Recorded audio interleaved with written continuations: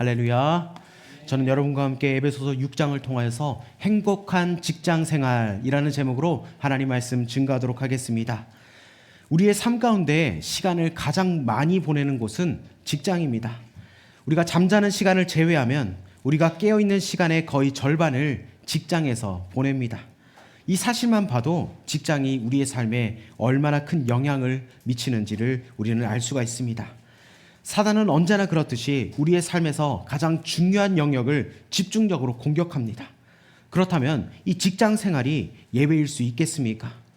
요즘 직장에서 일어나는 갈등을 보십시오. 크게는 노사 간의 갈등, 또 작게는 관련 업체와의 마찰, 그리고 가장 가까이에서는 직장 상사와의 갈등, 그리고 직장 동료와의 갈등까지 직장에서 비롯되는 문제들이 우리의 마음을 가장 많이 흔들고 있습니다. 그래서인지 많은 직장인들의 행복 지수는 높지 않다는 겁니다. 직장이 행복하지 않으니까 마음에도 기쁨이 없습니다. 그 마음의 상태는 곧 몸으로도 나타납니다. 금요일 오후만 되면 이제 좀 살겠다 이런 마음이 들다가도 주일 밤만 되면 내일도 출근해야 되네 하는 한숨이 나옵니다. 그리고 월요일 아침만 되면 어김없이 찾아오는 월요병이 시작됩니다. 이것이 많은 직장인들의 반복되는 현실입니다. 그러나 사랑하는 여러분, 하나님께서는 이 직장이라는 자리에서도 분명히 역사하고 계시고, 더 나아가 하나님은 우리가 직장 안에서도 지치고 무너지는 인생이 아니라 의미 있고 기쁨 있는 삶을 살기를 원하십니다. 오늘 본문을 통해서 하나님이 보시기에 행복한 직장 생활은 무엇이며 그 삶을 우리는 어떻게 살아가야 하는지 오늘 본문을 통해서 은혜를 나누고자 합니다. 먼저 행복한 직장 생활을 하기 위해서는 예배하는 마음으로 일해야 한다는 겁니다. 예배하는 마음으로 일하라. 우리 본문 5절에서 7절까지를 우리 다시 한번 읽어보도록 하겠습니다. 시작. 종들아 두려워하고 떨며 성실한 마음으로 육체의 상전에게 순종하기를 그리스도께 하듯 하라. 눈가림만 하여 사람을 기쁘게 하는 자처럼 하지 말고 그리스도의 종들처럼 마음으로 하나님의 뜻을 행하고 기쁜 마음으로 섬기기를 주께 하듯 하고 사람들에게 하듯 하지 말라. 아멘. 사도 바울이 이 말씀을 기록했던 당시 헬라 사회에서는 모든 노동을 노예들이 담당했습니다. 그 결과 일이라는 것은 노예들이나 하고 천하고 가치 없는 것으로 여겨졌습니다. 그래서 일에 대해서 매우 부정적이었습니다. 사실 우리 사회도 크게 다르지 않습니다. 과거에는 평민이나 노비가 일을 했고 양반들은 손에 흙도 묻히지 않았습니다. 이런 문화적인 영향이 오늘까지 이어져서 직분이 올라갈수록 일을 하지 않아야 되고 직분이 낮은 사람일수록 일을 많이 해야 된다는 왜곡된 일의 개념이 우리 안에 자리 잡기 시작했습니다. 그런데 더 심각한 문제는 그리스도인들 가운데서도 이런 잘못된 인식이 그대로 남아있다는 겁니다. 어떤 사람들은 일을 타락의 결과로 생긴 저주라고 생각합니다. 인간이 죄를 지었기 때문에 하나님이 벌로 일을 시켰다 그렇게 말합니다. 그런가 하면 또 어떤 사람들은 일을 단지 먹고 살기 위한 생계수단 정도로만 생각한다는 겁니다. 그래서 직장은 한 달에 한 번 우리에게 월급을 주는 것이지 영적인 의미가 없다고 생각을 합니다. 그래서 구분하죠. 교회는 거룩한 곳, 직장은 세상적인 곳. 교회 생활은 의미 있고 직장 생활은 어쩔 수 없이 견뎌야 하는 시간. 그러나 성경은 전혀 다른 이야기를 하고 있습니다.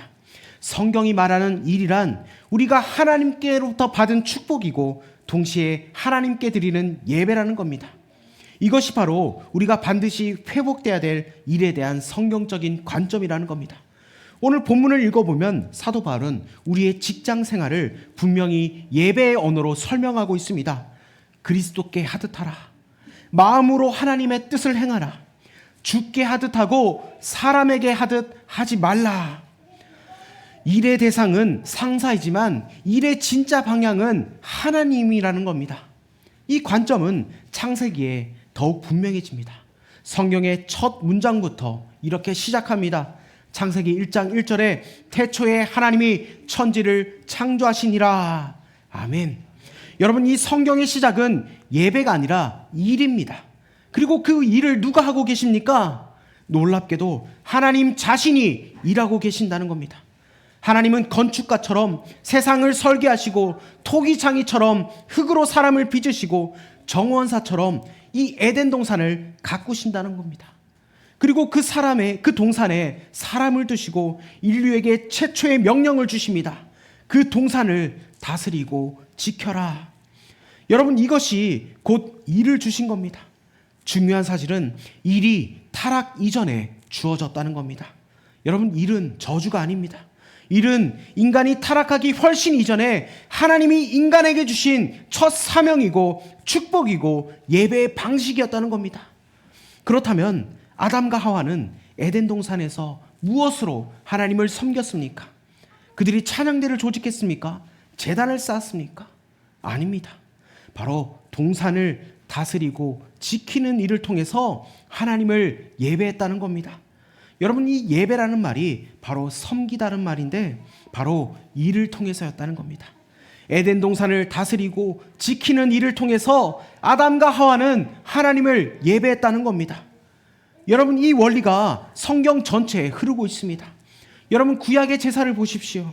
백성들은 예배하러 나올 때 자기가 기른 가축들, 자기가 농사지은 곡물을 가지고 나서 그것을 태워서 제사, 하나님께 예배를 드렸다는 겁니다. 여러분, 그 곡식과 가축은 어디서 나오는 겁니까? 바로 그들이 일한 일의 결과물이라는 겁니다. 세상적이라고 여겨지는 그 노동의 열매가 하나님 앞에서는 예배의 재료가 되었다는 겁니다. 여러분, 그렇다면 일의 열매는 어떻게 맺어집니까? 정말 우리의 노력만으로 가능할까요? 여러분, 농사를 생각해 보십시오. 농부는 밭에 나가서 온종일 씨를 뿌리고 물을 줍니다. 그리고 밤이 되니까 피곤하니까 잠이 들겠죠. 그러면 농부는 일을 멈추고 쉴 때 씨앗도 그만 활동을 멈추어 버립니까? 아니지 않습니까? 농부는 낮 동안 씨를 뿌리고 물을 준 다음에 저녁 때 고단한 몸으로 잠을 자지만 그 밤에 놀라운 일들이 일어납니다. 농부가 피곤해서 자고 있는 그 시간에도 씨앗은 자라난다는 겁니다.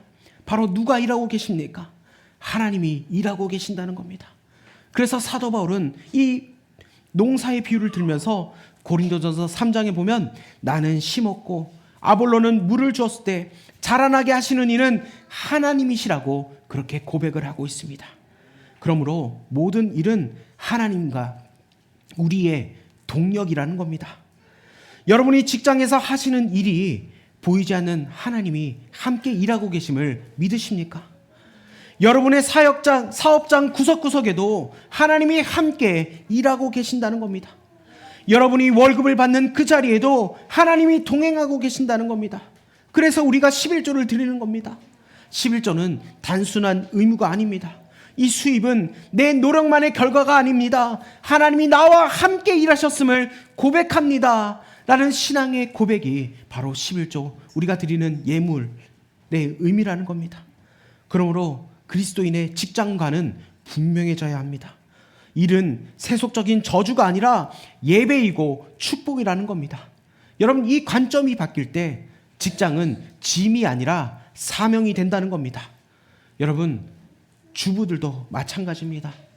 밥을 지을 때, 빨래를 할 때, 아이들을 양육하고 돌볼 때 또 해야 되나? 이것이 아니라 하나님이 오늘도 가정이라는 이 예배 자리에서 나를 사용하시구나, 이 고백이 나오길 바랍니다. 그럴 때 우리의 직장은 달라지고 우리의 일상은 예배가 되며 행복한 직장 생활이 될 줄 믿습니다.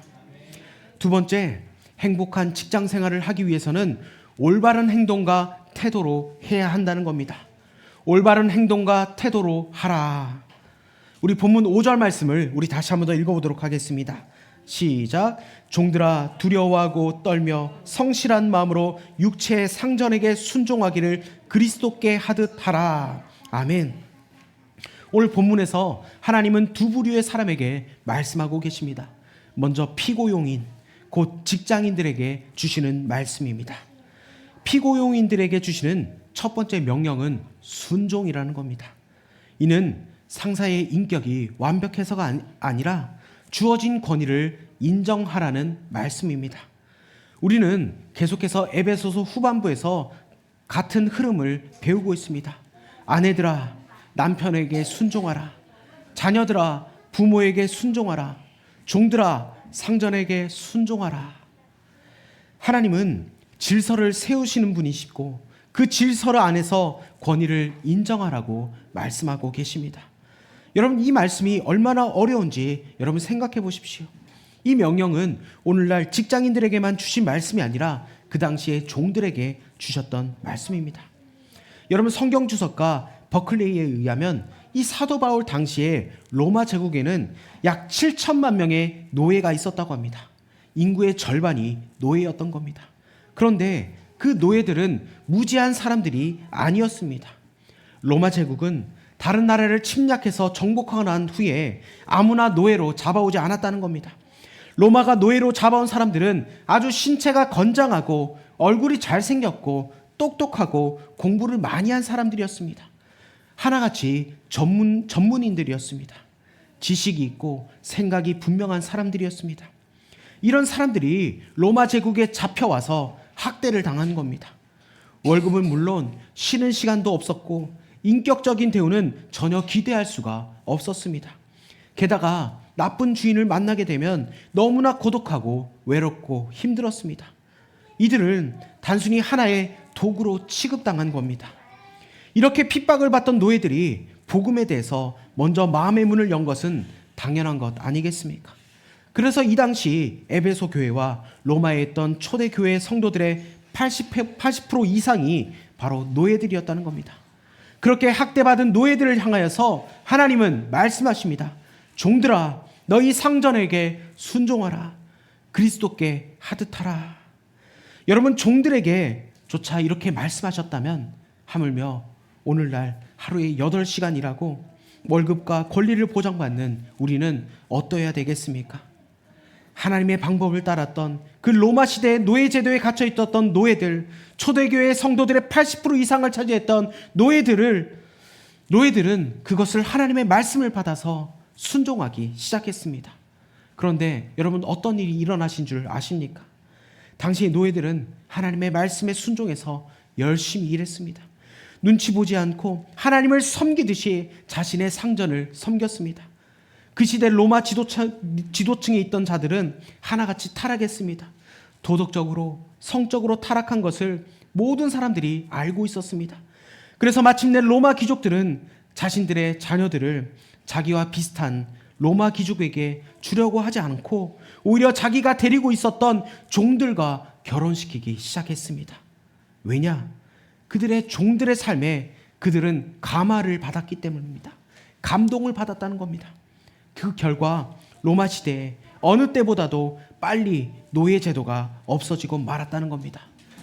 그렇게 교회를 핍박하던 로마가 하나님의 복음을, 기독교를 국교로 받아들이게 되었다는 겁니다. 여러분, 하나님의 방법대로 따라가야 이 사회가 변화될 수 있다는 겁니다. 여러분, 오늘 우리 사회는 권위가 무너졌습니다. 가정의 권위도 무너졌고 남편과 부모의 권위가 무너져 있고 직장의 권위가 무너져 내렸습니다. 여러분, 학교에서는 스승의 권위가 무너져 내렸다는 겁니다. 여러분, 이것은 하나님이 계획하신 사회가 아닙니다. 그래서 하나님은 우리에게 명령하십니다. 권위를 인정하라. 순종하라. 남편이 아내보다 뛰어나다는 얘기가 아닙니다. 아내가 남편보다 열등하다는 얘기가 아닙니다. 그러나 우리는 질서를 만드신 하나님의 말씀에 순종해야 될 줄 믿습니다. 여러분, 우리에게 주어진 이 권위에 순종하는 것은 곧 하나님의 권위를 인정하는 것이기 때문입니다. 하나님의 권위를 인정한다고 말하면서 현재 삶의 여건 가운데 주어진 권위에 불순종하는 것은 결국 거짓말하는 겁니다. 그래서 하나님은 말씀하십니다. 그리스도에게 하듯 순종하라. 주께 하듯 순종하라. 여러분의 가정과 직장, 학교와 사회에서 하나님이 여러분에게 주신 그 권위에 순종하시기를 주의 이름으로 축복합니다. 두 번째, 피고용인들에게 주시는 말씀은 성실입니다. 성실. 5절에 종들아 두려워하고 떨며 성실한 마음으로. 여러분, 이 말씀은 외적인 태도보다 마음의 상태를 말하고 있습니다. 특별히 빌립보서 2장에 보면 사도 바울이 너희는 두렵고 떨림으로 너희 구원을 이루라, 여기에 같은 단어가 사용되었습니다. 이는 너희 마음을 조심하라, 지키라는 겁니다. 성실한 마음으로 권위를 인정하도록 마음을 잡으라는 겁니다. 그런데 이 성실이라는 단어는 영어로 sincerity라고 하는데, 이 단어는 라틴어에서 유래되었습니다. 두 단어의 합성어인데 바로 without과 wax가 이렇게 합쳐져서 왁스를 칠하지 않은 것이라는 뜻입니다. 없는 것이라는 단어와 왁스의 이 단어의 결합. 그런데 이 단어가 어떻게 나오게 됐냐? 당시에 도자기를 만드는 사람들이 도자기를 굽다가 실수를 해서 금이 가게 되면 그 금간 도자기를 버리기는 아깝고, 그렇다고 그대로 팔 수가 없어서 도자기 겉에다가 왁스칠을 살짝 했다고 합니다. 그래서 왁스를 칠하지 않는 것, 이것이 바로 성실이라는 단어가 여기에서 나왔다는 겁니다. 즉 성실이란 겉과 속이 같은 상태라는 겁니다. 성경은 이 성실의 반대 개념을 분명히 말씀하고 있습니다. 6절에 나오는 눈가림이라는 겁니다. 이것이 바로 성실과 반대되는 것입니다. 영어 성경에서는 아주 재미있는 단어로 표현하는데 바로 eye service 해서 사람을 섬기기를 하는데 눈으로만 섬긴다는 겁니다. 그러니까 감독관이 있을 때는 열심히 일하고 감독관이 없을 때는 일하지 않는 겁니다. 여러분, 이 눈가림만 하는 것이 오늘 우리 사회에 얼마나 편만해져 있습니까? 여러분, 먹거리만 봐도 그렇습니다. 요즘 딸기 그리고 귤이 맛있지 않습니까? 요즘 귤도 타이백 공법이라고 해서 당도가 높은 귤이 맛있습니다. 그런데 그 귤을 보면 겉에 있는 것들은 윤기가 잘 나는데 안쪽으로 파헤쳐 보면은 귤이 썩은 것이 많습니다. 어느 집사님께서 이런 말씀을 하시더라고요. 목사님, 제가 그것을 파봤는데 14개에서 15개 정도가 약간 상태가 안 좋은 것들이 그렇게 있습니다. 이렇게 말씀하시더라고요. 그만큼 눈가림, 아이 서비스가 편만해 있습니다. 어느 목사님이 권사님을 신방했습니다. 그 권사님이 우체국에서 일을 하시는데 그 권사님을 신방하면서 직장 얘기를 하면서 권사님이 목사님에게 하소연을 했습니다. 같이 일하는 몇몇 동료들을 보면 참 기가 막힌다는 겁니다. 평소에는 전혀 일을 열심히 하지 않는다는 겁니다. 하루 종일 놀고 먹고 핸드폰 보고 잡담하고 떠든다는 겁니다. 그런데 신우회 같은 모임으로 딱 모였을 때는 함께 기도를 하면 뜨거운 크리스찬처럼 열정적으로 눈물을 흘리면서 기도하는 그 모습을 보고 이 권사님이 정말 기가 차고 황당하다고 그렇게 목사님께 하소연을 했다고 합니다. 여러분, 그거 진짜입니까? 여러분, 그 가짜 아닙니까? 여러분, 주인이나 상사가 볼 땐 열심히 일하고 안 볼 때는 대충하고 설렁설렁 논다. 여러분, 그거는 도둑질입니다. 여러분, 절대로 우리 중에 그런 사람 없기를 주의 이름으로 축복합니다.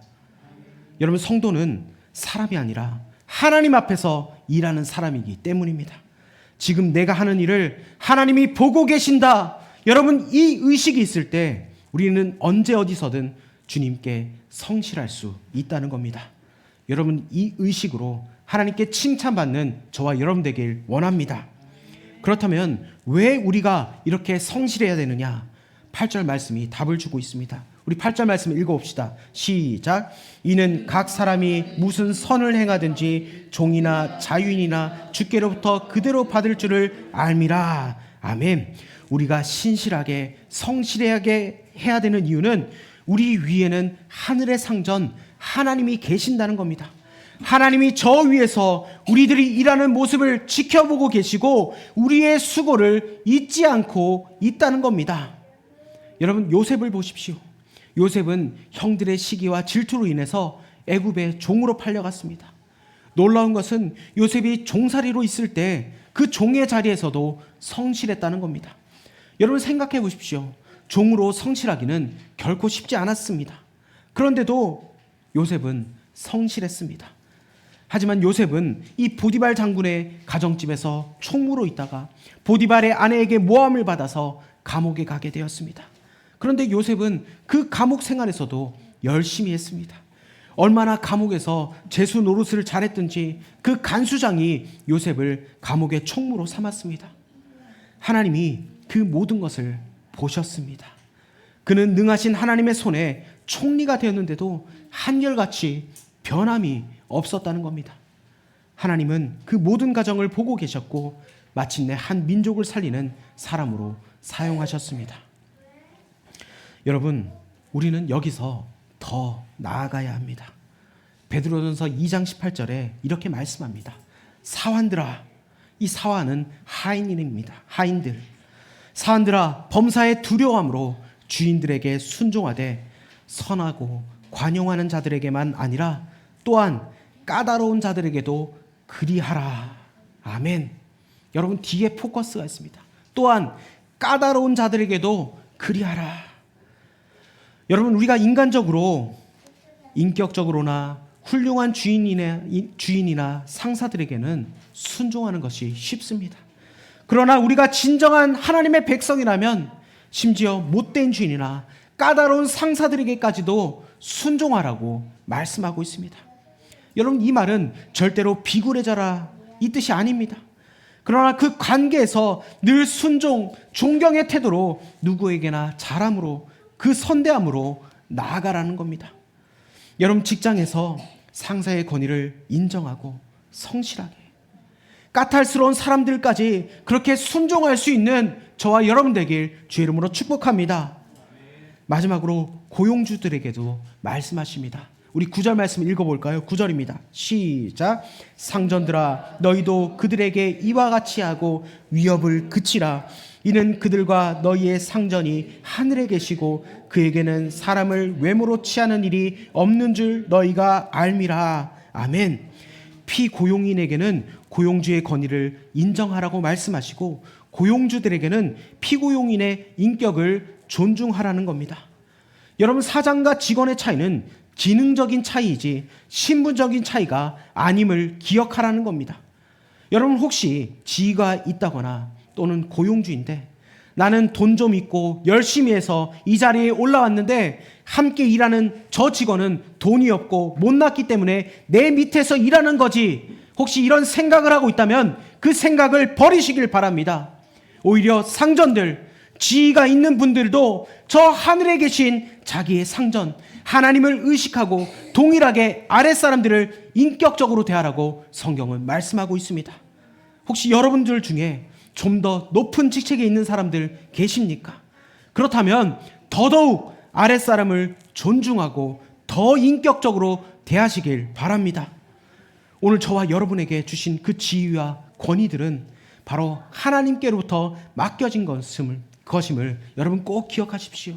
저와 여러분은 바로 청직이라는 겁니다. 따라서 누구나 저 위에 계신 상전, 우리 하나님을 기억하기 때문에 겸손함으로 아랫사람들을 대하길 원합니다. 여러분, 오늘 본문은 아주 적나라하게 표현하고 있습니다. 비록 상전이라고 해서, 비록 자기가 높은 자리에 있다고 해서 종이나 아랫사람들을 위협을 가한다면 그것을 그치라 말씀하고 있습니다. 여러분, 사실 권력이나 지위가 있을 때 아랫사람을 위협하고 공갈치는 것은 굉장히 쉽습니다. 요즘 갑질이라고 하지 않습니까? 그런데 여러분, 성경은 어떤 갑질도 허용하고 있지 않다는 겁니다.